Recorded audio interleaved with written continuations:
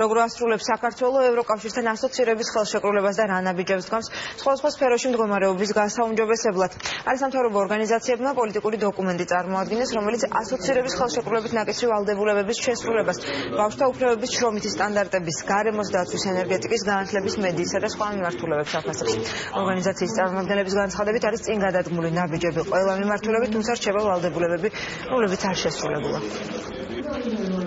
ყველგან თითქმის არის გარკვეული ნაბიჯები გადადგმული, თუმცა ამ წლის ბოლომდე ამ ძალიან მოკლე პერიოდში მაინც რჩება საკითხები, რომლებიც ჯერჯერობით არ არის შესრულებული. მაგალითად, მეთოდი განათლების სფეროში პროფესიული განათლების შესახებ კანონი ჯერ კიდევ მისაღებია, რომელიც ვალდებულება აღებულია და არ არის შესრულებული. გარემოს დაცვის სფეროში არის მთელი რიგი ნორმატიული აქტები, რომლებიც ისევ და ისევ მისაღებად რჩება და ძალიან მოკლე დრო არის. სახელმწიფო თვალს ხუთ ჭამს იმ ჩრდილოვან ბავშვთა სახლებზე, სადაც 1000-ზე მეტი ბავშვი ცხოვრობს დღეის მდგომარეობით.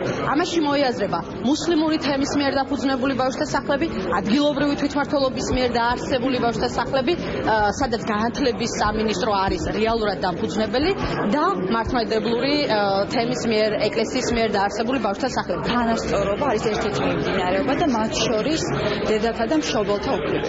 სამწუხაროდ უნდა ითქვას, რომ ეს არის ყველაზე მეტად იგნორირებული ნაწილი ჩვენი ხელისუფლების მხრიდან და ის არ შეესაბამება იმ სტანდარტებს, რომელსაც თავაზობს ასოცირების ხელშეკრულება.